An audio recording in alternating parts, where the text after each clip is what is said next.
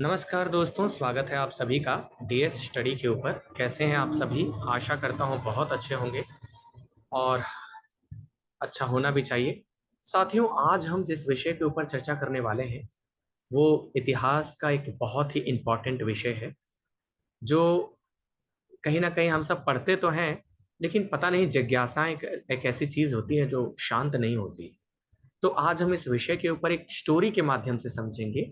आज हम जैन धर्म की बात कर रहे हैं दोस्तों, आप जैसा कि हेडिंग में देख पा रहे होंगे। तो आज हम जैन धर्म के बारे में पढ़ेंगे। साथियों, जैन धर्म के बाद हम बौद्ध धर्म भी पढ़ेंगे, ठीक है।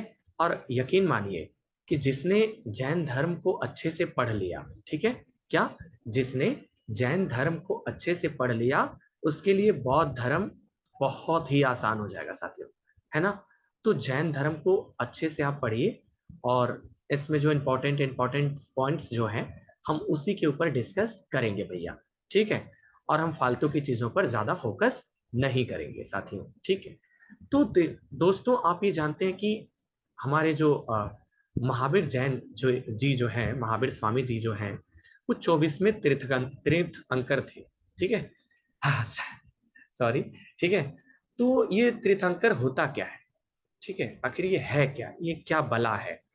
तो साथियों, जैसे यदि कोई व्यक्ति, ध्यान से सुनिएगा, कि यदि कोई व्यक्ति आत्मज्ञान प्राप्त करता है ना, जो व्यक्ति अध्यात्म की ओर चलता है और आत्मज्ञान प्राप्त करता है और सभी लोगों को अच्छे कर्म की ओर करने के लिए आकर्षित करता है, जो अच्छा मार्ग दिखाता है, वही तो होता है तीर्थंकर, है ना।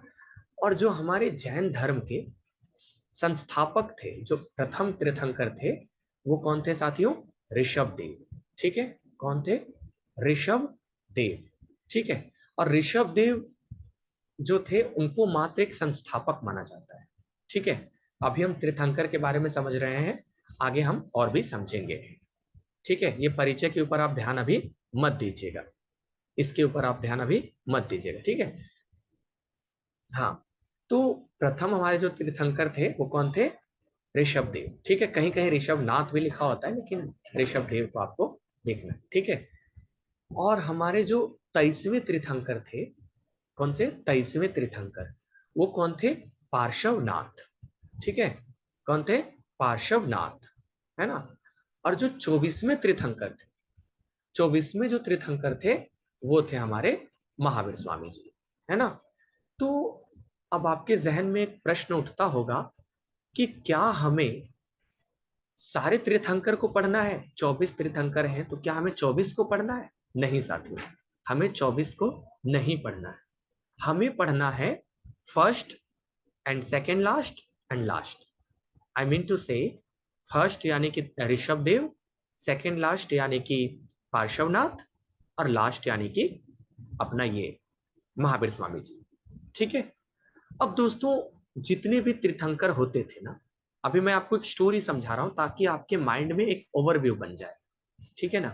तो जितने भी तीर्थंकर होते थे साथियों, सबका अपना अपना एक प्रतीक चिन्ह होता था, ठीक है। प्रतीक चिन्ह अपना अपना एक होता था, ठीक है। अब जैसे हम ऋषभ देव की बात करें, तो ऋषभ देव का भी एक अपना प्रतीक चिन्ह था, सांड, है ना। सांड आप समझते हैं, जो सांड जो होता है, जो गांव में गलियों में इधर घूमता रहता है, तो वो उनका जो है प्रतीक चिन्ह था। और पार्श्वनाथ का भी एक प्रतीक चिन्ह था दोस्तों, चूंकि पार्श्वनाथ 23वें तीर्थंकर थे, तो उनका भी एक प्रतीक चिन्ह था। उनका क्या प्रतीक चिन्ह था? उनका प्रतीक चिन्ह था साथियों, सर्प का फन, ठीक है। क्या था? सर्प का फन। जो जैसे हम लोग गांव में क्या कहते हैं, सांप, ठीक है। तो सांप का जो फन होता है ना, फन, वही उनका जो है प्रतीक चिन्ह था। अब आपके जहन में सवाल आता होगा कि भाई साहब ये बताइए कि महावीर स्वामी का क्या प्रतीक चिन्ह था? तो महावीर स्वामी जी का भी एक प्रतीक चिन्ह था, दैट इज कॉल्ड सिंह। जैसे हम लोग कहते हैं ना, शेर, शेर जो होता है, वो उनका एक प्रतीक चिन्ह था। तो सभी तीर्थंकर के अपने अपने प्रतीक चिन्ह होते हैं साथ, ठीक है। अब देखिए, ऋषभ देव ने स्थापना की किसकी? जैन धर्म की। और पार्श्वनाथ हमारे 23वें तीर्थंकर होते, मतलब हुए, ठीक है। अब हमारे 24वें कौन हुए? महावीर स्वामी। अब ऐसा नहीं है साथियों कि 23वां जो तीर्थंकर है हमारे पार्श्वनाथ, वो उनका चैप्टर क्लोज हो गया तो अपना ये आ गए महावीर स्वामी, ऐसा नहीं है। इन दोनों में 250 साल का फर्क है। मतलब आप ये समझिए कि पार्श्वनाथ साहब 23वें तीर्थंकर थे, उसके 250 साल बाद कौन कौन बने? महावीर स्वामी। ठीक है, तो ऐसे नहीं बन जाते थे, इसके लिए काफी भीषण तपस्या करनी पड़ती थी, तब जाकर के ये काम हो पाता था। ठीक है, अब हम इनके परिचय के ऊपर बात करते हैं साथियों। ठीक है, लेकिन ये परिचय इनका है जैन धर्म का, लेकिन हम अभी पहले उनके बारे में बात करते हैं, महावीर स्वामी जी के बारे में। ठीक है साथियों, महावीर स्वामी जी का जन्म जो है ना, वैशाली में, कहा? वैशाली में कुंडग्राम एक जगह है, वहां पे हुआ था। कब हुआ था? तो 540 ईसा पूर्व। ईसा पूर्व के मतलब आप समझते होंगे, ईसा पूर्व का मतलब होता है यीशु मसीह से, मतलब अभी जो हमारे यीशु मसीह जी का जन्म हुआ उनसे और भी पहले। ठीक है, 2000 साल पहले उधर लगा लो और 500 साल ये। ठीक है, तो यानी कि 500 साल मतलब 500 ईसा पूर्व। ठीक है, तो 540 ईसा पूर्व में किनका जन्म होता है? वर्धमान का। ठीक है, इनके पिताजी का नाम सिद्धार्थ था साथियों। ठीक है, बहुत मजा आने वाला है बौद्ध धर्म जब आप पढ़ेंगे, क्योंकि बौद्ध धर्म में गौतम बुद्ध जी का नाम था बचपन का सिद्धार्थ, और इनके पिताजी का नाम था सिद्धार्थ। किनके?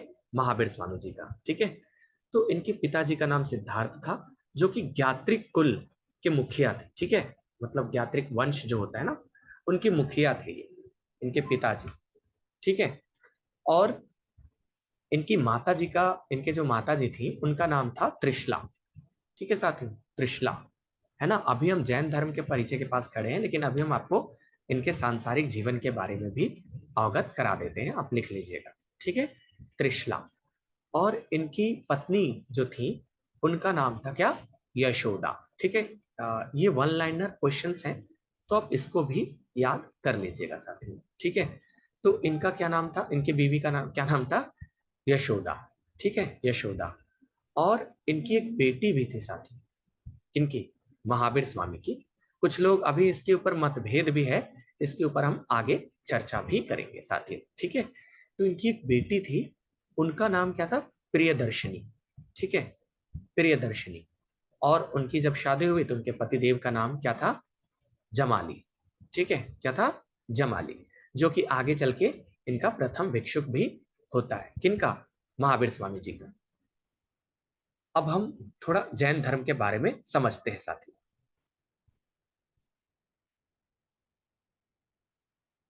अच्छा दोस्तों देखो, जैन धर्म ना एक प्राचीन धर्म है। आप जानते हैं कि भाई जैन धर्म भी बहुत दिनों से फल फूल रहा है ना। तो जैन धर्म एक ऐसा धर्म है ना, जो सभी प्राणियों को, जीवों को अनुशासित करता है। अनुशासित मतलब कैसे हमें अपने आप को ढालना है, कैसे हमें अपने आप को आगे बढ़ाना है, कैसे अपने आप को हमें सच्चे कर्म पथ पर चलाना है। तो इसका जो मार्गदर्शन कराता है ना, ये जैन धर्म कराता है। ठीक है साथियों। अब दोस्तों देखिए, अहिंसा के माध्यम से अधिकतर लोग क्या करते हैं भैया, अगर कोई लड़ाई झगड़ा हो गया तो हमने इसको धो दिया, उसने मुझे धो दिया, दोनों धोते रहते हैं एक दूसरे को। लेकिन इस धर्म में ऐसा नहीं है। ठीक है, इस धर्म में क्या है? अहिंसा के माध्यम से, अहिंसा परमो धर्म है ना, तो अहिंसा ही परम धर्म है। तो अहिंसा के माध्यम से हमें जो है अपनी आत्मा की शुद्धिकरण, मतलब आत्मा की शुद्धता करानी है ना। एक सच्चे मार्ग की तलाश यदि हमें करनी है, जो यहाँ पे दिखाया मतलब बताया जा रहा है इनके माध्यम से, कि अहिंसा से ही हमें जो है चीजें प्राप्त हो सकती है साथियों। ठीक है, अब देखिए, एक चीज मैं आपको बताना चाहूंगा कि जो पार्श्वनाथ थे ना, पार्श्वनाथ, उन्होंने 4 सिद्धांत दिया था, मतलब 4 उन्होंने व्रत दिया था। तो 4 व्रत उन्होंने क्या दिया था कि भैया अहिंसा ना करना, अहिंसा मतलब करना, हिंसा ना करना। ठीक है, सॉरी कभी कभी मिस्टेक हो जाती है ना। तो हिंसा ना करना, ठीक है, मतलब किसी को मारपीट किसी के साथ नहीं करना, किसी को जबरदस्ती नहीं धोना है ना। अहिंसा व्रत रहना है। ठीक है, दूसरा इन्होंने क्या दिया था? तो दूसरा इन्होंने दिया था भैया सदा सत्य बोलना। ठीक है भैया, कभी झूठ मत बोलना, है ना, सदा सत्य बोलना। और तीसरा इन्होंने दिया था साथियों, चोरी मत करना। क्या? चोरी मत करना। और चौथा इन्होंने दिया था अपरिग्रह, अपरिग्रह मतलब संपत्ति का संचय ना करना। ठीक है, ये किसने दिया था? ये पार्श्वनाथ ने दिया था साथियों। और पार्श्वनाथ को हम लोग क्या कहते हैं? पार्श्वनाथ की ये जो चार जो शिक्षा दी गई है जैन धर्म में, इसको हम लोग क्या कहते हैं? चतुरायन। ठीक है, क्या कहते हैं? चतुरायन, है ना? तो ये है पार्श्वनाथ। और पार्श्वनाथ को जो ज्ञान की प्राप्ति हुई थी ना साथियों, बहुत ही हर्ष के साथ कहना पड़ रहा है कि पार्श्वनाथ को जो ज्ञान की प्राप्ति हुई थी ना, वो झारखंड के सम्यक शिखर पे हुई थी, है ना? जैसे पारसनाथ भी कहा जाता है साथियों, है ना? जो 1365 मीटर की ऊंची पहाड़ी है, वहां पे आप जाएंगे कभी, घूमेंगे, बहुत मजा आएगा। तो पार्श्वनाथ को यहाँ ज्ञान की प्राप्ति हुई थी। अभी कुछ दिन पहले भारत सरकार ने टूरिज्म घोषित करने के लिए बात की थी, लेकिन भाई साहब बहुत ज्यादा विरोध हुआ था, जैनियों ने काफी विरोध किया था इसका। ठीक है, अब देखिए साथियों, जैन धर्म ही क्यों, मतलब जैन धर्म क्यों नाम लिया गया है इनका? तो साथियों, जैन धर्म जो है ना, जैन धर्म जीनिया शब्द से बना है। किससे बना है साथियों? जीनिया शब्द से। जीनिया शब्द मतलब होता है विजेता। ठीक है, जो अब जब आप आगे मैं आपको बताऊंगा कि इनको अरहत भी कहा गया था, है ना? तो ये जो बना गया था ना, वो जीनिया शब्द से बना है जैन धर्म। ठीक है, अब देखिए जैन धर्म की उत्पत्ति कब हुई, इस विषय पर हम थोड़ी बात करते हैं।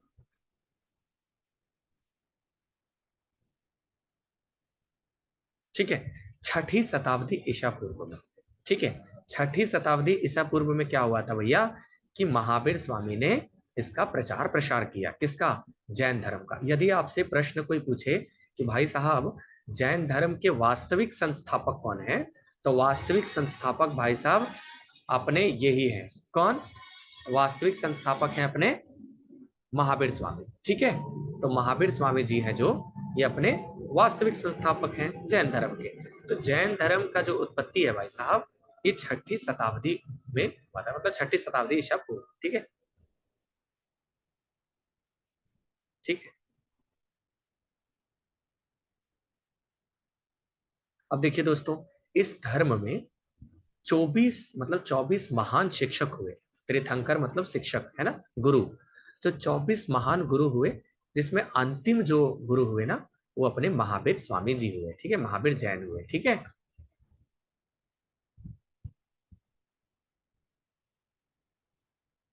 ठीक है। अब देखिए यहाँ पे तीर्थंकर के बारे में बताया गया है कि भैया तीर्थंकर किसे कहा जाता था? वही लोग जो अपने ज्ञान, जो मोक्ष प्राप्त करते थे, है ना, मोक्ष प्राप्त के तरह तरह के जो साधनाएं ढूंढते थे, तो उन्हें जो है तीर्थंकर कहा जाता था। यहाँ पे लिखा हुआ है, आप स्क्रीनशॉट भी ले सकते हैं साथियों।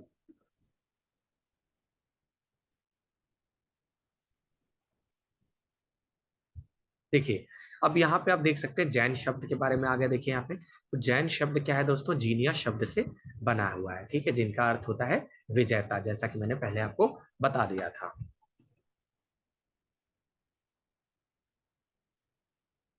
अब देखिए, यहाँ इनके बारे में बता दिया गया है, इनका ये जीवन परिचय है। आप यहाँ से ये जो है, आप ये चीज ले सकते हैं। ठीक है, स्क्रीनशॉट ले सकते हैं आप यहाँ से। आगे चलेंगे। अब देखिए, इनकी माता जी जो थी ना, त्रिशला, इनके बारे में मैं बता दूं, तो ये वैशाली के राजा चेतक की बहन थी साथी। ठीक है, किनके? चेतक की बहन थी त्रिशला जी। अब भैया ऐसा है कि देखिए, महावीर स्वामी के जो है ना, कम उम्र में माता पिता छोड़कर चले गए थे। ठीक है, इनका एक भाई था जिनका नाम था नंदी वर्धन। क्या था? नंदी वर्धन। ठीक है, नंदी वर्धन, है ना? तो उनसे इन्होंने क्या किया भैया, उनसे इन्होंने अनुमति ले लिया कि भैया ऐसा है, अब संसार के मोहमाया में मुझे नहीं पढ़ना है। ऐसा उन्होंने, मैं ये नहीं कह रहा हूँ कि कहा होगा, लेकिन हिस्ट्री जो है ना, इस साक्ष्य के आधार पे नहीं, एक साक्ष्य और साथ ही साथ एक कह सकते हैं ना, एक अनुमान के आधार पे चलती है। तो इसके हिसाब से मैं बता रहा हूँ कि उन्होंने ऐसा कहा होगा कि भैया ऐसा है कि सारे लोग मोह माया में फंसे हुए हैं, सुख दुख के जो है विशाल चक्रव्यूह में जकड़े हुए हैं, तो मुझे इससे आजाद होना है। और उन्होंने अपने भाई से जो है अनुमति ले ली साथियों। और अनुमति जब उन्होंने ले ली, कितने साल की उम्र में, मतलब कितनी उम्र में? 30 वर्ष की आयु में उन्होंने जो है घर को त्याग दिया साथियों। और ये तपस्वी के वेश में घूमने लगे। ठीक है, 12 साल तक इन्होंने साथियों भीषण तपस्या किया था। कितना? 12 साल तक। और 12 साल के बाद दोस्तों इनको जो है ना ज्ञान की प्राप्ति हुई थी। कहां पे? ऋजुपालिका नदी के किनारे, ठीक है, साल वृक्ष के नीचे। ठीक है, अगर इतना कोई डीप से पूछे तो साल वृक्ष के नीचे हुआ था साथियों। ठीक है, ऋजुपालिका नदी के किनारे।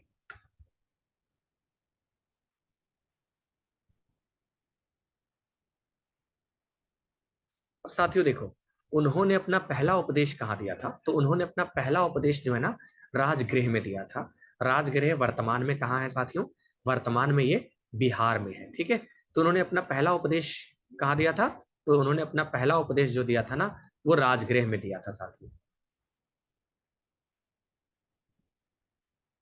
ठीक है, ये चीज मैंने आपको पहले बता दिया था कि भैया प्रत्येक तीर्थंकर के साथ एक प्रतीक जुड़ा था, और इनका जो था ना वो सिंह था, शेर।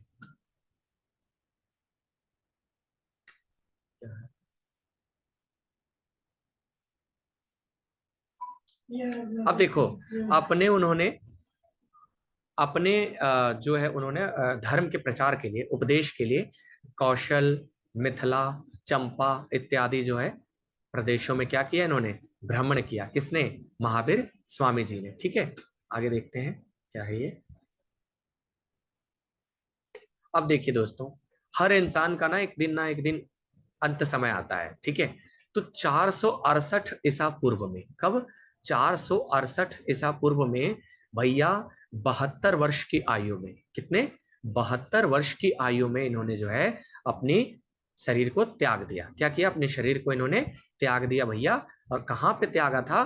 तो वो भी बिहार की पावन भूमि पावापुरी में। अगर आप पावापुरी घूमने जाओगे तो वहां पे आपको पता चलेगा इन्होंने बिहार के जो है ना पावापुरी में अपना शरीर को त्याग दिया था। कितने वर्ष की आयु में? 72 वर्ष की आयु में। अब दोस्तों देखो, यहाँ पे एक आपके मन में एक प्रश्न आता होगा कि इस धर्म की उत्पत्ति के पीछे का क्या कारण हो सकता है? तो साथियों आप जानते हो कि हिंदू धर्म में जब चार वर्ण को व्यवस्थित किया गया ना, तो ब्राह्मणों ने तरह तरह के जटिल नियम बना दिए। ठीक है, वो तो भैया बहुत इंटेलिजेंट भैया ब्राह्मण। ब्राह्मण ये सोचते थे कि भैया हम ईश्वर के बगल में बैठते हैं। ठीक है, हम जनता का जो है प्रतिनिधित्व करते हैं, हम ईश्वर के साथ ही रहते हैं। ठीक है, तो भैया ऐसा था, उन्होंने,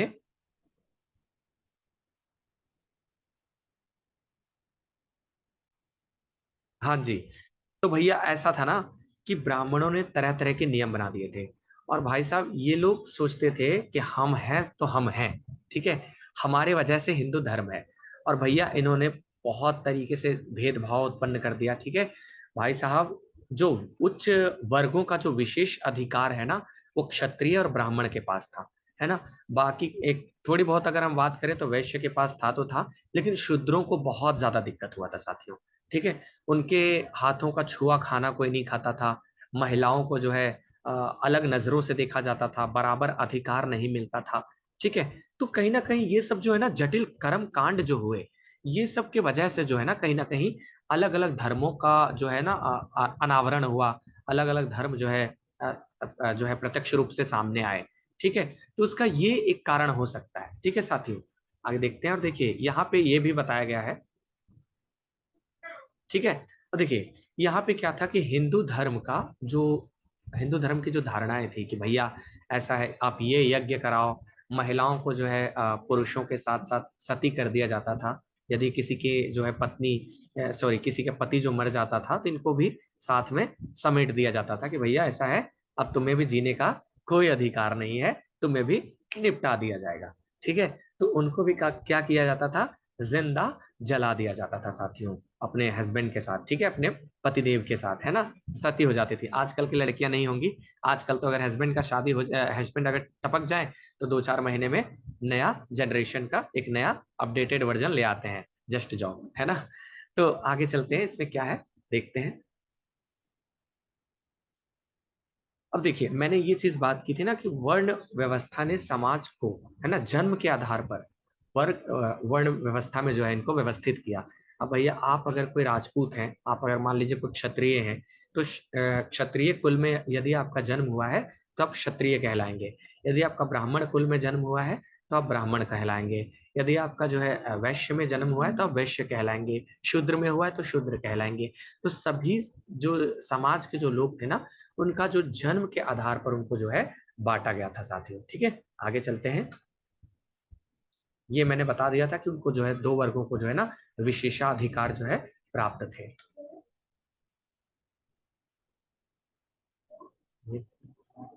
अब देखिए दोस्तों, इस समय क्या था ना, छठी शताब्दी ईसा पूर्व की यदि हम बात करें तो इस समय दोस्तों लोहे की खोज व्यापक स्तर पर हो चुकी थी। ठीक है, यदि आप मौर्य काल पढ़े होंगे तो मौर्य काल, यदि आप नहीं भी पढ़े हैं तो कोई नहीं, डीएस स्टडी पर आप चैनल को सब्सक्राइब भी कर सकते हैं। वहां पे आपको मौर्य काल भी मिल जाएगा, बहुत जल्दी वीडियो अपलोड कर दिया जाएगा। ठीक है, तो मौर्य काल में आप पढ़े होंगे कि उस समय अंतरजी खेड़ा, कहाँ पे, अंतरजी खेड़ा में सबसे पहले जो है ना दोस्तों लोहे की खोज हुई थी। और जब लोहे की खोज हो गई ना, तो ये लोग क्या करने लगे, औजार वगैरह ये लोग क्या करने लगे, बनाने लगे दोस्तों। और जब औजार वगैरह बनाने लगे तो उत्तर पूर्व भारत में खेती का जो विस्तार है ना वो व्यापक पैमाने में बढ़ने लगा। क्योंकि अब भाई औजार है, जैसे कुल्हाड़ी है, फावड़ा है, तरह तरह की चीजें जो है बनने लगी हैं। तो लोग क्या करने लगे, लोग खेती के प्रति मतलब किसानिता के प्रति जो है आकर्षित होने लगे। और ये लोग सोचने लगे कि नहीं भैया, अब हमें जो है ना फसल जो है उपजाना है, क्योंकि अगर हम फसल नहीं उपजाएंगे तो हम ऐसे कच्चे मांस को ज्यादा दिन तक नहीं खा सकते हैं।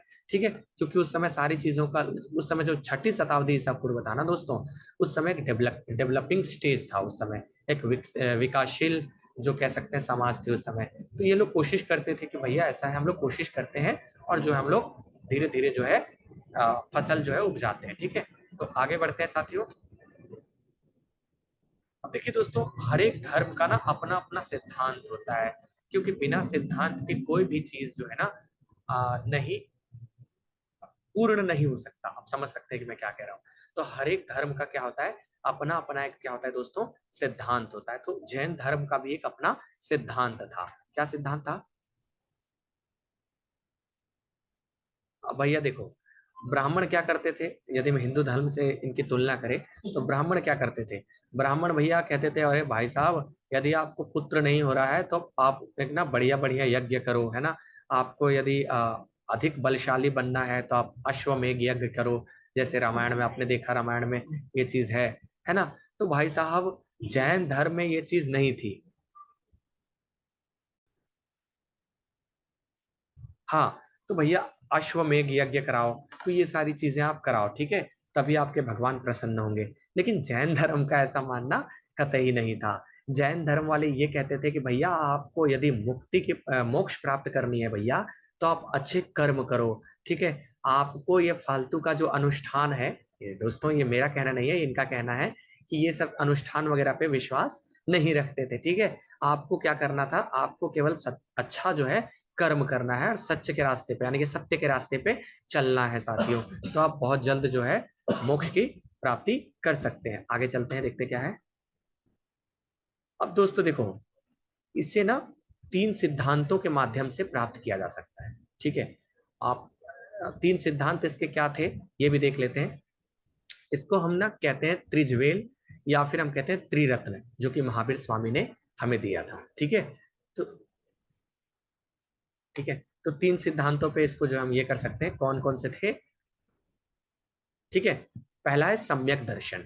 साथियों ना, सम्यक दर्शन मतलब क्या होता है, यदि मान लो कि आप कोई काम करते हैं, आपकी आत्मा यदि शुद्ध नहीं है ना, तो आप ये काम नहीं कर सकते। यदि आपकी आत्मा शुद्ध है, यदि आप एक सत्यवादी हैं, यदि आप ईश्वर को, यदि आप प्रकृति को एक अच्छे स्तर से मानते हैं, कर्म को अच्छे स्तर से मानते हैं, अच्छा कर्म कर रहे हैं, तो यकीन मानिए आपको जो है ना मोक्ष की प्राप्ति जल्दी होगी, मतलब बहुत ही जल्द होगी। ये इनका कहना है सम्यक दर्शन के ज्ञान के माध्यम से। ठीक है, अब एक सम्यक ज्ञान क्या होता है, आपको यदि मान लीजिए कि कोई ज्ञान प्राप्त हुआ है, मान लो कि अगर आपको कोई आगे आना है या फिर किसी को आपको उपदेश देना है, तो आपको ना एक सरल भावना से, एक सरल मन से जो है लोगों को उपदेश देना पड़ेगा।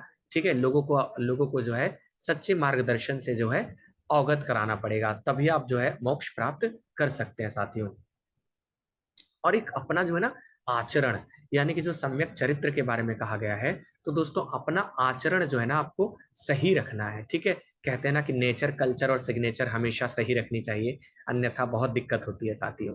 तो ये चीज अपन को ना बहुत जरूरी करनी है, अपन को ठीक करनी है, तब जाकर के कहीं ना कहीं मोक्ष की प्राप्ति हो सकती है। वरना माथा रगड़ के मंदिर में मर जाओगे, कोई कुछ नहीं होने जाने वाला है।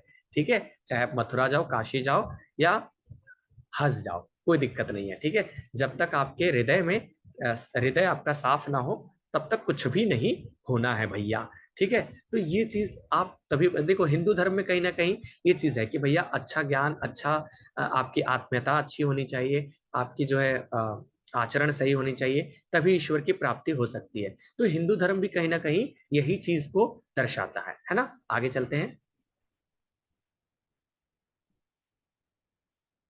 ठीक है, अब देखिए यहाँ पे ये चीज आ गया है, ये चीज आप जो है, ये चीज आप जो है स्क्रीनशॉट ले लीजिएगा।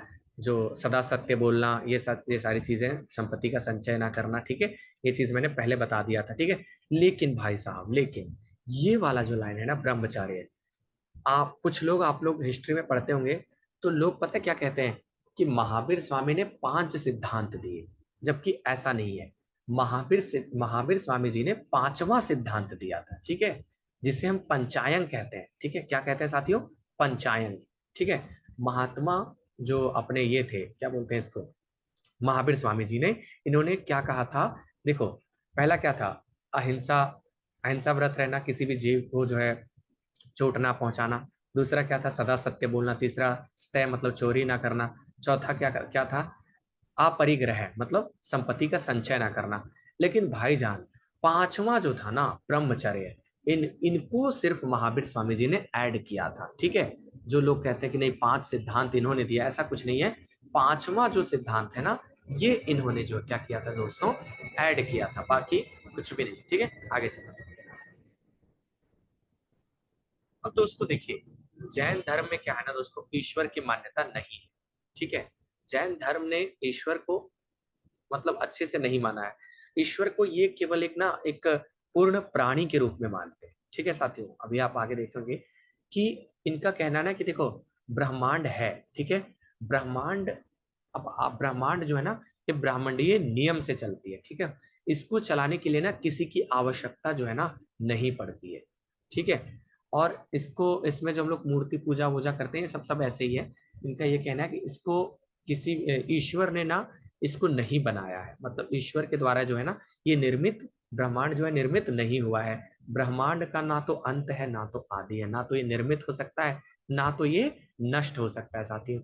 ये असंख्य अपने हिसाब से जो है ना अपना रूप बदलते रहते हैं, यानी कि अपने आप को संशोधित करते रहते हैं। ठीक है, ये किनका कहना है? जैन धर्म का कहना है कि ये अपने हिसाब से संशोधित करते रहते हैं। हाँ भैया, बौद्ध धर्म वालों ने क्या कहा था कि बौद्ध धर्म अगर आप पढ़ोगे तो आगे मैं आपको बताऊंगा, फिर भी यहाँ पे छोटी सी अगर ये एक जानकारी दे दूं कि बौद्ध धर्म ने तो ये तक कह दिया था कि भाई साहब ऐसा है कि ऐसा कुछ भी नहीं है, ईश्वर विश्वर कोई कुछ नहीं होता है। ठीक है, लेकिन जैन धर्म ऐसा नहीं मानता। जैन धर्म मानता है कि ईश्वर है, लेकिन व्यापक स्तर से नहीं मानता कि हाँ भैया ईश्वर ने हम सबको बनाया है। ठीक है, ये लोग जो भी होते हैं ना, मतलब जो अच्छे गुणी जनी होते हैं, जो गुरुदेव होते हैं, जो तीर्थंकर होते हैं, यही इनके जो है देव होते हैं। और देव, जो देवता जो होते हैं ना, इनकी संख्या जो है वो लगातार क्या हो रही है दोस्तों, बढ़ती जा रही है। ठीक है, तो ईश्वर को इन्होंने क्या किया है, एक पूर्ण प्राणी के रूप में माना है साथी। ठीक है, इनको एक निर्मित निर्माता के रूप में इन्होंने नहीं देखा है।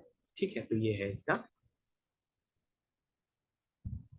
ठीक है, सारी संस्था पदार्थ जो है शाश्वत है, ये सारी चीजें आप यहाँ से स्क्रीनशॉट जो है इसका ले सकते हैं। ठीक है, ये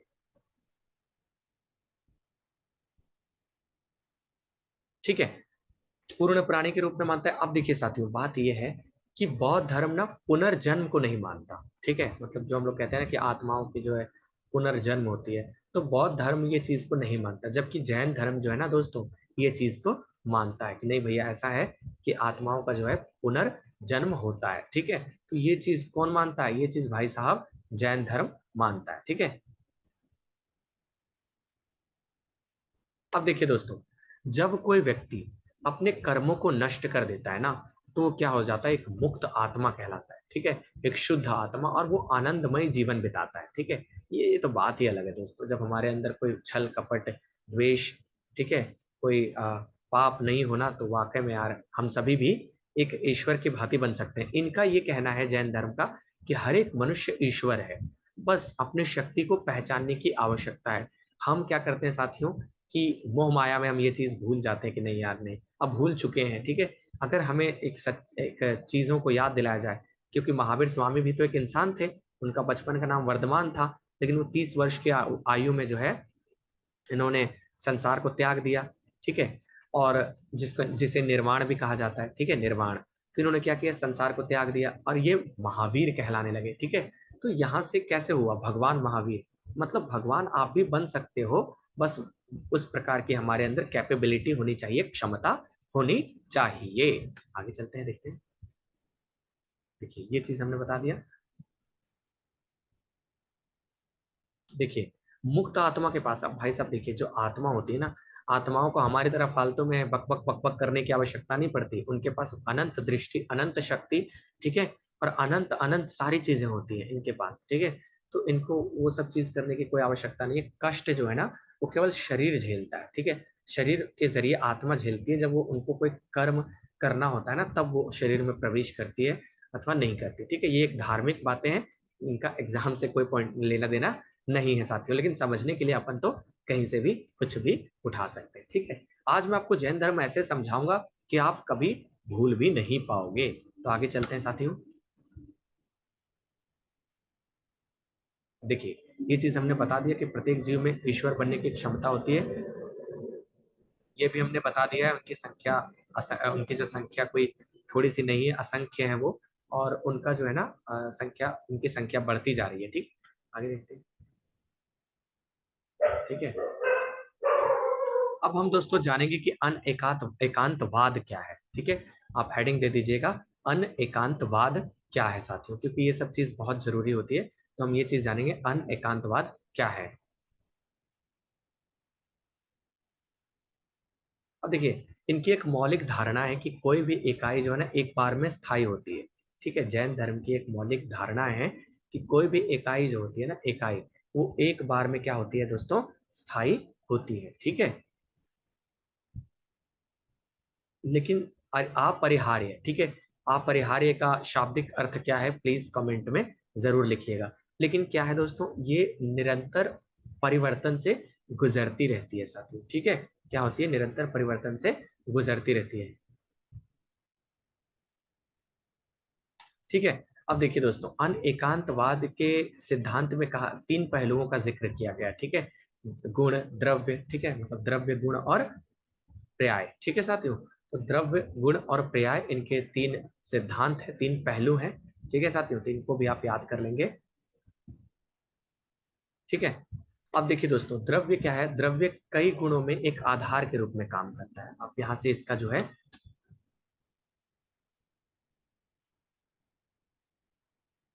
ठीक है, आप यहां से इनका स्क्रीनशॉट ले सकते हैं, ठीक है। हर चीज यहाँ पे जो है परिवर्तन और संशोधन के रूप में गुजर रहा है साथियों, ठीक। तो यहां से हम ये चीज का जो है स्क्रीनशॉट भी कर लेंगे साथियों,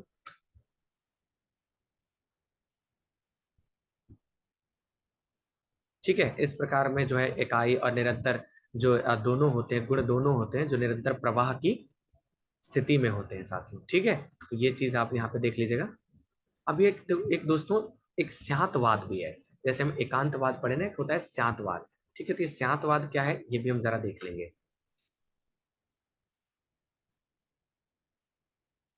देखिए दोस्तों जैन धर्म में स्यांतवाद का जो है ना सिद्धांत महावीर जी का सबसे महत्वपूर्ण योगदान माना जाता है, इंपॉर्टेंट ऑफ दिस, ठीक है।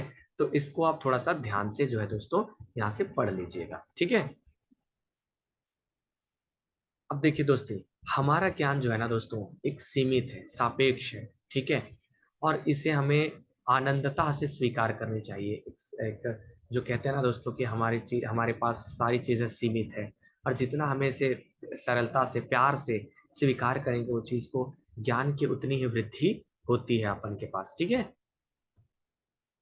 और हमें ना दोस्तों आप आप जो अप्रशंसनीय जो निरर्थकता है, तो इससे हमें क्या करनी चाहिए, बचनी चाहिए, ठीक है। क्योंकि ये निरर्थकता जो है इससे हमें ये हमें जो है ना कहीं पीछे ढकेलती है। तो ये सारी चीजें जो ऐसी होती हैं जो हमें कहीं ना कहीं जो है नकारात्मकता के प्रति जो है झकझोरती है, तो इन सभी चीजों से हमें क्या करनी चाहिए, बचनी चाहिए। ये इनका एक महत्वपूर्ण सिद्धांत है, इनको थोड़ा सा आप पढ़ लीजिएगा। ठीक है। ठीक है। अब स्यातवाद का जो है ना दोस्तों, स्यातवाद का शाब्दिक अर्थ जो है विभिन्न संवादनाओं को जांच करने की विधि। ठीक है। विभिन्न संवादनाओं को जांच करने की विधि क्या होती है दोस्तों, स्यातवाद कहलाती है। ठीक है, स्यातवाद कहलाती है साथियों। अब देखिए दोस्तों, इन दोनों के बीच अंतर क्या है, अन एकांतवाद और स्यातवाद के बीच में क्या अंतर है साथियों, ये भी थोड़ा सा हम देख लेंगे, फिर आगे बढ़ेंगे।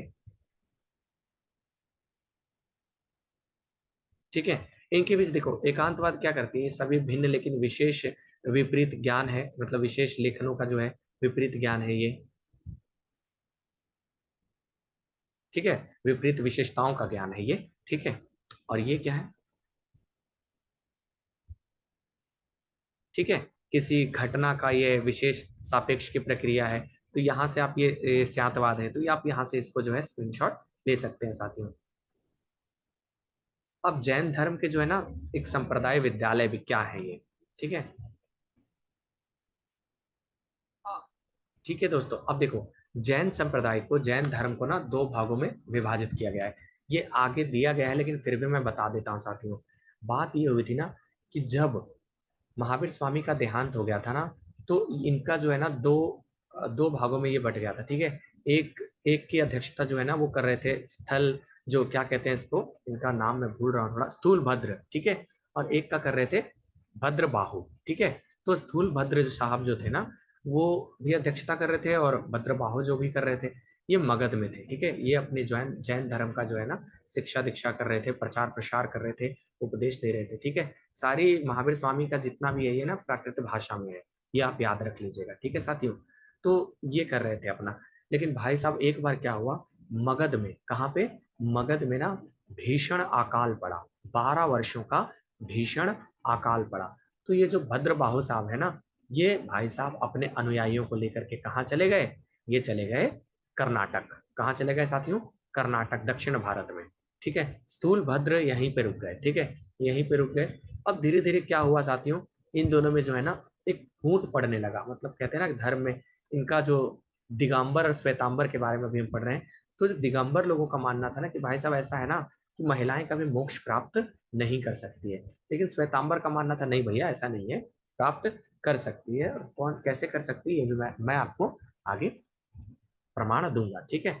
तो इनको मिलाने के लिए दो संगीतियों का उदय हुआ। ठीक है, जिसे हम श्वेतांबर और दिगंबर कहते हैं। पहला जो इनका जो बैठक हुआ था ना, पहली जो मीटिंग हुई थी इनकी, आप कह सकते हैं, वो 300 ईसा पूर्व में हुई थी, जिनकी अध्यक्षता कौन कर रहे थे, यही साहब कर रहे थे, स्थूल भद्र साहब कर रहे थे।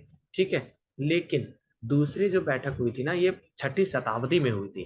ठीक है, 512 ईस्वी में हुई थी, और इनकी अध्यक्षता कौन कर रहे थे, महर्षि क्षमाश्रवण।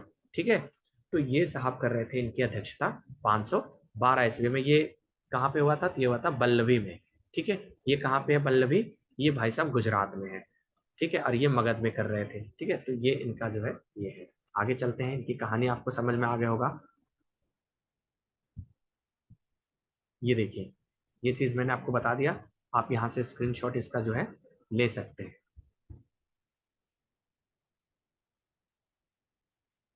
अब भैया ये क्या थे ना, ये अपना जो ये है स्थूलभद्र, ये भाई साहब थोड़े ना ढीले टाइप के इंसान थे। ठीक है, मतलब दक्षिण भारत में जो है ना सख्त रूप से भद्रबाहु साहब ने वर्क किया, लेकिन स्थूलभद्र जी ने यहाँ पे थोड़ा ढीला रवैया अपनाया। ठीक है, उतना ध्यान नहीं दिया इस पर। ठीक है, अभी हम आगे देखेंगे क्या हुआ।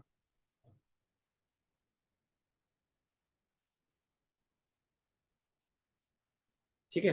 काल अकाल जब समाप्त हुआ, तो भैया भद्रबाहु ने कहा कि भाई साहब ऐसा है, चलते हैं अब। और जब ये गए, तो भाई साहब इन्होंने देखा कि अरे यार यहाँ तो सब उल्टा पुल्टा पड़ा हुआ है। ठीक है, तब जाकर के ये चीजें हुई थी, तब जाकर के ये प्रथाएं जो है बदली थी साथियों। आगे चलते हैं। दिगंबर, दिगंबर और श्वेतांबर किसे कहते हैं। ठीक है। अब दिगंबर जो है ना, ये भद्रबाहु साहब की टीम थी। ठीक है, मतलब दो भागों में बांटा गया था। तो भद्रबाहु साहब की टीम थी ये। तो दिगंबर मतलब होता है ना जो नग्न अवस्था में हो। ठीक है, पुरुष इसमें नग्न अवस्था में होते हैं। स्त्री जो है ना, स्त्री भी रह सकती है, लेकिन स्त्री के लिए क्या था साथियों, स्त्री जो है ना वो बगैर सिलाई के सफेद साड़ी पहन सकती थी। ठीक है, बगैर सिलाई के क्या पहन सकती थी, सफेद साड़ी पहन सकती थी। लेकिन ये क्या कर सकते थे, ये पुरुष जो है ना एकदम नग्न रहते थे। ठीक है, तो उसे क्या कहा गया, दिगंबर कहा गया। जबकि श्वेतांबर में ऐसा नहीं है, श्वेतांबर जो है ना सफेद कपड़े पहन के जो है ये लोग घूमते थे। ठीक है, ये लोग तो मूर्ति पूजा भी करते थे साथियों महावीर स्वामी जी के, जबकि दिगंबर ऐसा नहीं मानते थे। ठीक है, तो दिगंबर साहब जो बिल्कुल थोड़ा सा अलग टाइप के इंसान थे वो लोग, तो ये लोग जो है ना ये लोग नहीं मानते थे कि महावीर स्वामी जी कोई वो है। ठीक है, वो निराकार है ऐसा ये लोग समझते थे, तो इनकी कोई मूर्ति वूर्ति की पूजा ये लोग जो है नहीं करते थे। ठीक है, आगे चलते हैं। ये देखिए ये लोग नग्नता पे विश्वास करते थे। आगे देखते हैं। ठीक है, इसका आप जो है स्क्रीनशॉट ले लीजिएगा साथियों। आगे चलते हैं। अब देखिए दिगंबर लोगों का ना एक एक सोच है, मतलब एक भद्रबाहु की टीम का ये जो ना सोच है कि भाई साहब महिलाएं जो है ना वो मोक्ष प्राप्त नहीं कर सकती हैं। ठीक है, और क्यों नहीं कर सकती भाई साहब, क्योंकि ये नहीं कर सकती। इनका सीधा कहना था भैया ये नहीं कर सकती, अगर इनको मोक्ष प्राप्त करनी है तो इनको जो है ना अच्छे कर्म करने पड़ेंगे। अच्छे कर्म जब ये करेंगे तब ये आगे अगले जन्म में इनको पुरुष का जन्म लेना पड़ेगा। ठीक है, इस जन्म में तो नहीं, लेकिन जब नेक्स्ट जन्म ये लोग लेंगे ना तो इनको पुरुष बनना पड़ेगा। और पुरुष बनने के बाद ये लोग जो है मोक्ष की प्राप्ति कर सकते हैं, लेकिन महिलाएं जो है अभी नहीं कर सकती है। ठीक है, आगे चलते हैं। अब मैंने पहले ही बोल दिया था कि भद्रबाहु कौन है, तो भद्रबाहु इस समूह के जो है प्रतिपादक है। ठीक है साथियों, आगे चलते हैं, थोड़ा समझते हैं क्या है इसमें सिस्टम। ठीक है, अब इनके उप संप्रदायिक भी थे। ठीक है, ये क्या थे, मूल संघ थे, विस्पंथ थे, ये सब आप लिख लीजिएगा यहाँ से, तेरा पंथा। ठीक है, तरंग पंथ या समाया पंथा, ये सब चीज आप यहाँ से स्क्रीनशॉट ले लीजिएगा। ठीक है, लघु उप समूह यहाँ से आप ले लीजिएगा इसका स्क्रीनशॉट यहाँ से। ठीक है, ठीक है, तोता पंथ है, श्वेतांबर है। ठीक है, इसके जो प्रतिपादक थे वो कौन थे, स्थूल भद्र थे। ठीक है, अब ये मूर्ति पूजा वगैरह करते थे तो इसके बारे में यहाँ पे दिया गया है, ये चीज आप यहाँ से स्क्रीनशॉट ले लीजिएगा। अब जैन धर्म के प्रसार का क्या कारण हो सकता है, आप जरा खुद ही सोचो भाई साहब। ठीक है, ठीक है, आप खुद ही सोचो कि जैन धर्म का प्रसार होने के पीछे का कारण क्या था। भाई साहब ये लोग जो है ना सबको बराबर अधिकार देते थे, यहाँ पे कुछ छुआछूत का फालतू का बकवास नहीं था। ठीक है, यहाँ पे सबको एक समान माना जाता था। महावीर स्वामी जब उपदेश देते थे तो महिलाओं और पुरुषों दोनों को जो है ना शामिल करते थे ये। ठीक है, तब जाकर के ये क्या करते थे भाई साहब, ये देते थे हम सबको उपदेश। ठीक है, आगे देखते हैं। अब देखो ये लोग क्या करते हैं ना भाई साहब, ये लोग ब्राह्मणों से जो है ना पूर्ण रूप से स्पष्ट रूप से अलग नहीं करते थे। ठीक है, जब क्योंकि दक्षिण भारत में तो भाई साहब ब्राह्मणों की व्यवस्था जो थी ना वो थोड़ी ढुलमुल टाइप की थी, तो यहाँ पे ये लोग फैल गए क्योंकि वहाँ पे व्यवस्था जो है कमजोर थी, तो इनको पनपने का मौका मिल गया। ठीक है, इनको पनपने का मौका मिल गया। अब आप देख लो ना खुद ही, क्योंकि हिंदू धर्म में उस समय छुआछूत का जो खतरनाक तरीके से भेदभाव चल रहा था, है ना, सती बना दिया जा रहा था। और इसमें ऐसा कुछ नहीं था, सब दलितों को भी पूजा करने का अधिकार था, सबको अपना अपना सबकी सबकी स्वतंत्रता थी, सबको सम्मान दिया जाता था। तो भाई साहब इस प्रकार से जो है ना इसका प्रसारण बढ़ा। ठीक है, जैन धर्म का प्रसार प्रसार जो है ये बढ़ने लगा। ठीक है, आगे चलते हैं।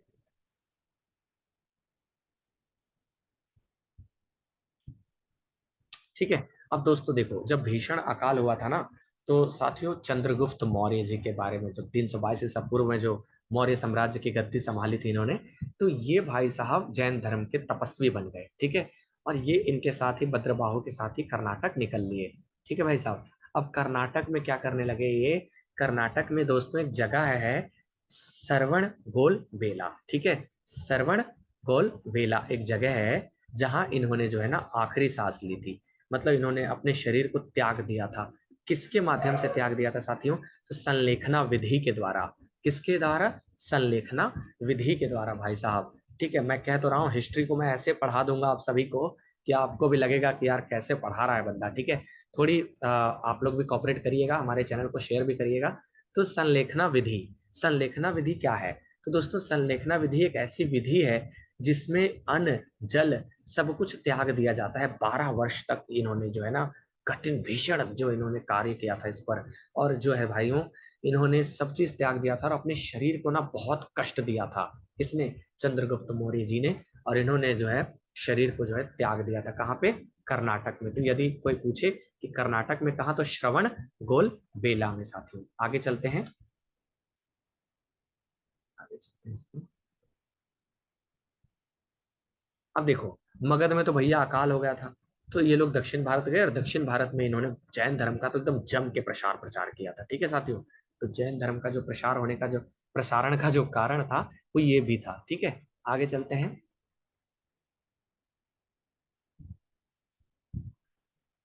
ठीक है, ये सब तो हमने समझ गए कि भाई साहब ये 12 वर्षों तक चला था। तो भद्रबाहु के नेतृत्व में बहुत सारे जैनी जो लोग थे वो अपने रक्षा के लिए दक्षिण भारत चले गए, ठीक है। ये चीज है। अब उड़ीसा में ना एक राजा थे, खारवेल के राजा, खारवेल नाम था उनका, कलिंग के राजा थे वो उड़ीसा में। उनका संरक्षण इनको प्राप्त था, मतलब भाई वो इनको रक्षा देते थे, ठीक है।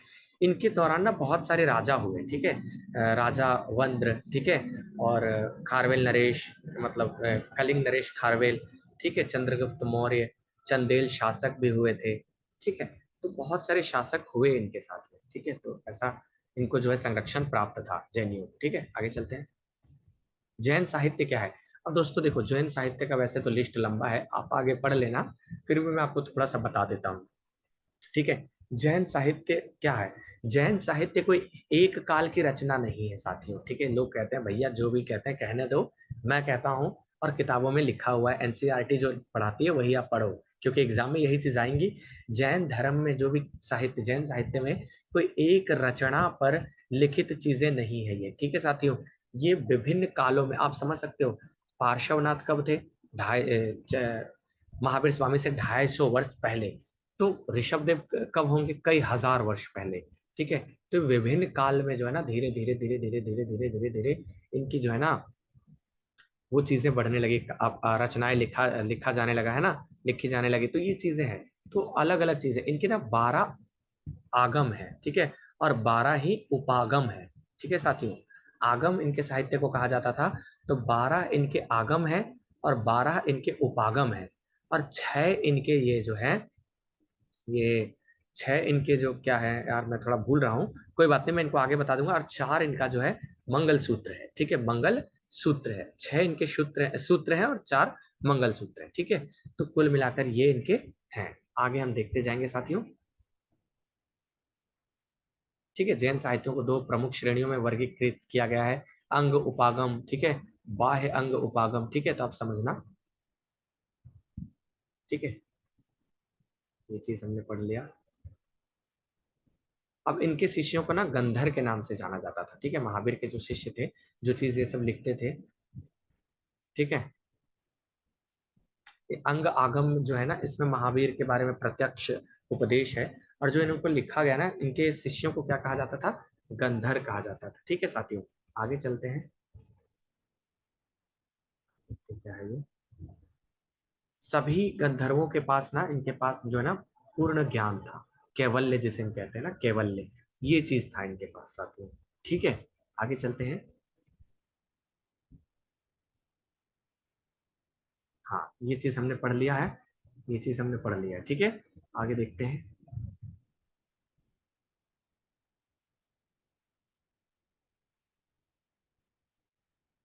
देखते हैं ये चीज, मैं आपको एक चीज बताना इसमें भूल गया था, मैं आपको,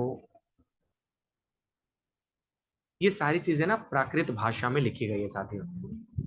लेकिन गैर गैर आगम साहित्य में क्या है ना साथियों, इसमें पुरानी हिंदी, गुजराती, पुरानी मराठी और संस्कृत भाषा में जो है लिखी गई है। तो ये चीजें मैं आपको बताना चाह रहा था, ये चीज मैं ढूंढ रहा था कि आपको मैं कहाँ से बताऊं। ये चीजें यहाँ पे लिखी हुई हैं, और आप जो है ना पूरे वीडियो को दोबारा से देख लेना साथियों, अच्छे से पढ़ लेना, क्योंकि इतनी सरल भाषा में जैन धर्म को पढ़ाना सबकी वो नहीं होती है। तो आप ये ध्यान से देख लेना, ठीक है।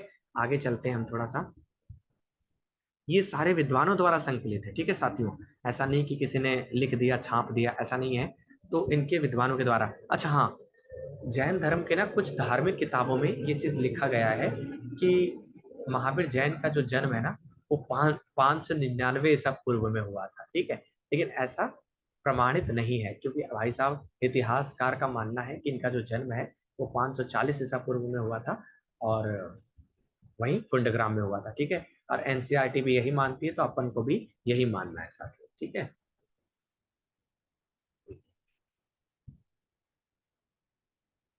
अब जैन वास्तुकला क्या है, इनके बारे में आप पढ़ लेना। एलोरा की गुफाएं हैं, ठीक है। इनकी कोई अपनी शैली नहीं थी। ये हिंदू और मतलब मिली जुली इनकी जो है शैली थी, ठीक है। इनकी कोई अपनी लिपि नहीं थी, अपनी कोई शैली नहीं थी। मतलब इनके द्वारा जो है ये लोग मिला जुला करके लिखते थे, बौद्धों वौद्धों का सबका देख करके ये लोग बौद्ध धर्म वगैरह का सबका मिश्रित जो है इन्होंने लेख लिख रखा है। एलोरा की गुफाएं हैं, है ना, सारी चीजें यहाँ पे इनके बारे में लिखा गया, ठीक है। ये देखिए, एलोरा गुफाएं हैं, मांगी तुंगी गुफाएं हैं, महाराष्ट्र है ये। गजपंत गुफाएं हैं महाराष्ट्र, ये अधिकतर चीजें महाराष्ट्र में ही है।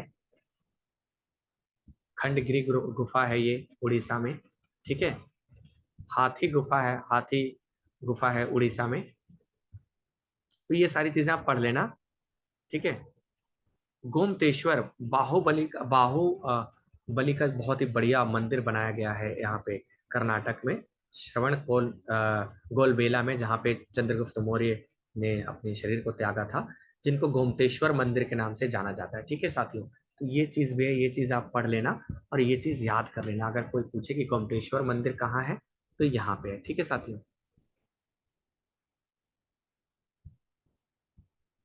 अब आगे देखते हैं हम थोड़ा सा। मांगी तुंगी पहाड़ियों में जो है ना, महाराष्ट्र में जो है ऋषभ देव की मूर्ति भी बनाई गई है। और सबसे जो प्रसिद्ध मंदिर है ना साथियों जैनियों का, वो तो भाई साहब माउंट आबू राजस्थान में है, ठीक है। जो दिलवाड़ा की जो प्रसिद्ध मंदिर है, ठीक है, तो वहां पे है ये। तो ये चीज भी आप थोड़ा सा याद कर लीजिएगा, ठीक है।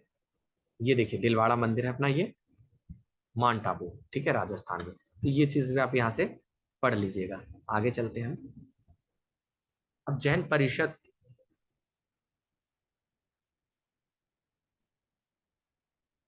ठीक है, तीसरी शताब्दी ईसा पूर्व में आयोजित हुई थी जैन परिषद।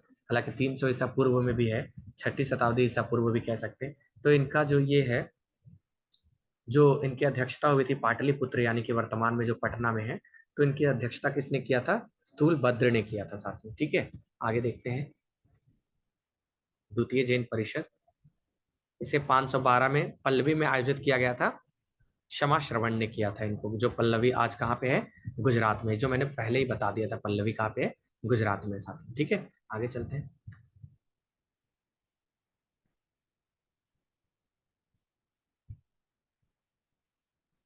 ठीक है, ये चीज में मैंने पहले बता दिया है कि जैन धर्म ईश्वर के और बौद्ध धर्म से किस प्रकार भिन्न है, ये प्रश्न पूछ रहा है। तो ये चीज मैंने पहले ही बता दिया था कि जैन धर्म जो है वो ईश्वर को मान्यता देता है, लेकिन बौद्ध धर्म भाई साहब नहीं देता, ठीक है। इनको पता नहीं क्या है, तो ये चीज नहीं देता ये। तो आगे देखते हैं। जैन धर्म जो है ना दोस्तों, ये वर्ण व्यवस्था का निंदा नहीं करता है, ठीक है। लेकिन बौद्ध धर्म क्या करता है? बौद्ध धर्म जो है ना, वर्ण व्यवस्था का निंदा करता है, ठीक है। आगे देखते हैं। ये जैन धर्म आत्मा के पुनर्जन्म में विश्वास करता है, लेकिन बौद्ध धर्म नहीं करता है। आगे देखते हैं। ठीक है, बौद्ध धर्म ने मध्यम मार्ग को निर्धारित किया, लेकिन जैन धर्म ने भाई साहब अपने कपड़े यानी पूरे शरीर को ये करने का, त्याग करने का वो दिया है, ठीक है। तो आगे देखते हैं इसका, ठीक है। आगे देखते हैं इसका। आज की दुनिया में जैन विचारधारा की प्रासंगिकता क्या है, तो इसको भी हम थोड़ा समझ लेते हैं यहाँ से। वर्ण व्यवस्था की बुराइयों को सुधारने का जो है इनका प्रयास है, ठीक है। जो बुराई है वर्ण व्यवस्था में, इनको सुधारने का इनका प्रयास है। प्राकृत और कन्नड़ का विकास, क्योंकि कन्नड़ दक्षिण भारत में इनका अच्छा खासा जो है प्रचार प्रसार हुआ, तो प्राकृत और कन्नड़ भाषा का जो है विकास हो जाए, इनका ये, ठीक है। वास्तुकला और साहित्य में इनका बहुत ही बड़ा योगदान है, ये भी सही बात है, ठीक है। ये भी सही है। तो ये सारी चीजें हैं इनकी। हठ धर्मिता या कट्टरता का अभाव है, इनके 3 सिद्धांत है, देखिए आप। ठीक है, हठ धर्मिता और कट्टरता का अभाव है। ठीक है साथियों। दूसरों की स्वतंत्रता का सम्मान करना इनका एक परम लक्ष्य है। आगे देखते हैं। पूर्ण पूर्ण जो है सह अस्तित्व और सहयोग है इनका। ठीक है, या बौद्धिक का सामाजिक और सांस्कृतिक सहिष्णुता का जो है भावना जगाता है। आगे देखते हैं।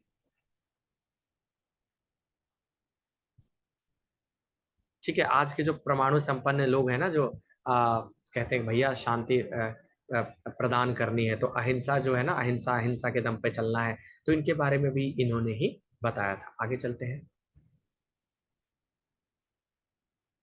ठीक है, अब देखो, अहिंसा से अपना आतंकवाद से भी लड़ सकते हो कि भाई साहब अहिंसा को आगे रखो। ठीक है, आप पहले लड़ाई मत करो, प्यार से समझाओ चीजों को। ये सब चीजें इनकी प्रासंगिकता है, ये सब चीज आप पढ़ लेना। ठीक है।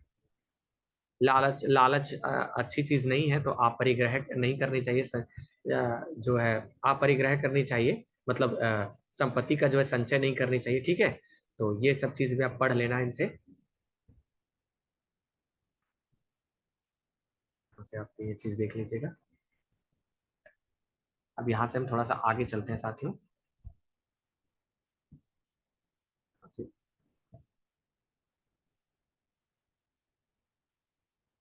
अब दोस्तों देखो, ऐसा है ना कि आप ये चीज जानते होंगे, हमने कुछ चीजें यहाँ पे,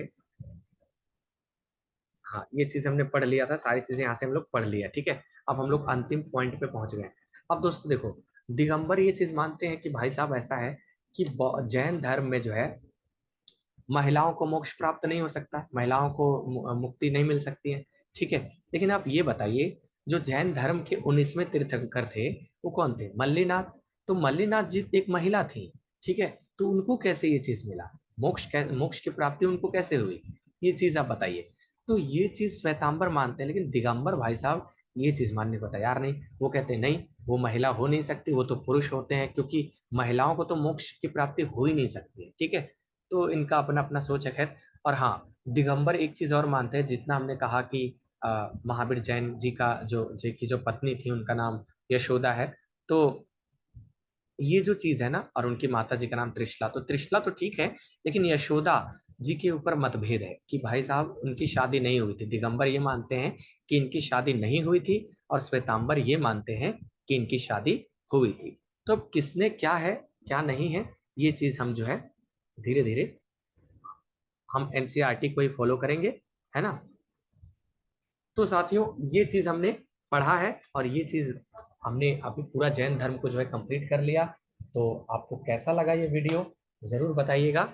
और आप हमारे चैनल को भी सब्सक्राइब कर लीजिएगा, ताकि नई नई जो वीडियो हैं वो आपको मिलती रहे। ठीक है साथियों, और बहुत बहुत धन्यवाद।